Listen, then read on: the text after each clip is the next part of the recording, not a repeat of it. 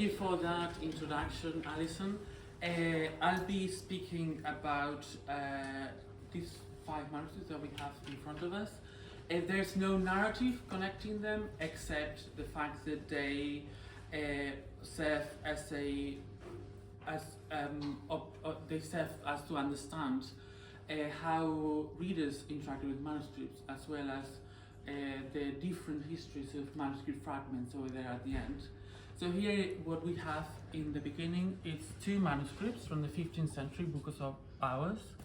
This one in particular is really interesting because it has a wrapped image of the Annunciation of the Virgin Mary, and it served as a reminder of how manuscript images actually became a connection with the divine, in the sense that readers would actively kiss and wrap the image in order to actually engage with divinity. And it's really interesting because on the verso of the folio, you can see over here in the print, it's a prayer that one of its owners has produced, asking to come to the bliss and salvation with Christ Jesus.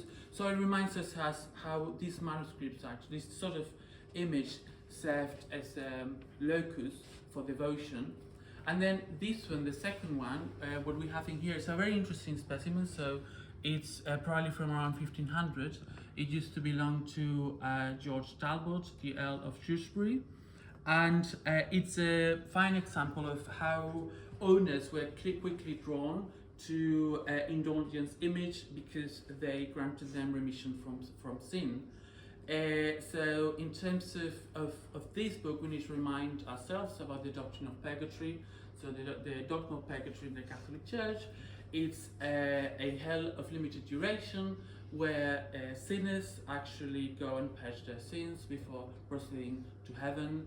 And in this particular case, what we can see here, it's that the red text in the middle actually offers remission of sins for a couple of hundred years if the user of the book says 5 Hail Marys, 5 Our Fathers, and a creed. And it's really interesting because at the bottom, what we can see, it's actually another image that has been wrapped. I haven't figured out what it actually represents, but of course, if anybody has any idea, I'd welcome that. It's also very interesting because it has a depiction of the Mass of St. Gregory, which is a medieval, early modern Catholic depiction of the Mass with the Man of Sorrows, Christ, as an example of how the Eucharist actually effected the transubstantiation. So the body, the host becomes the body, and the wine becomes the blood of Christ. So we've gone from dirtying to actual destruction. You may not see it from far, but in here what we have, it's an image of St. Thomas Becket and prayers associated with him that have been erased and wrapped out. And this is a 15th century Book of Hours as well.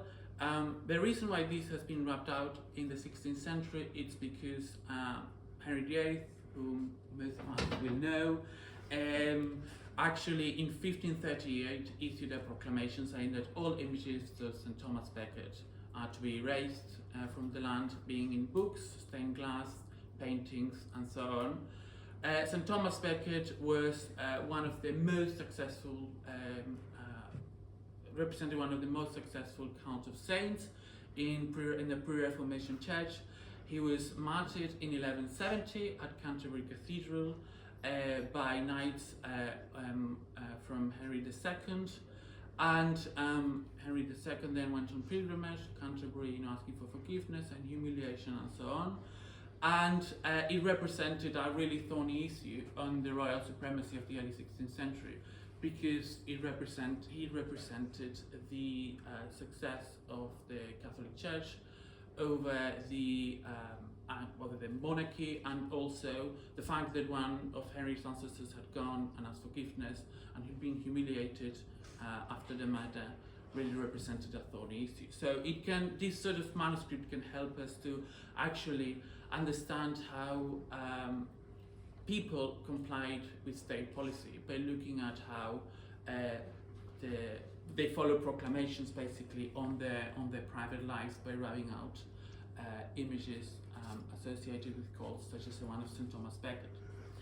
And now the final two specimens are fragments of this one is also Books of Hours from the 15th century, but the cover, according to the manuscript catalogue, is from the 13th century Psalter.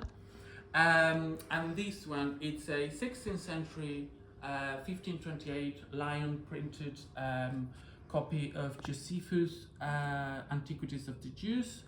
But it's really interesting because it has a manuscript fragment of cut from a folio with 3 columns in Anglo-Norman.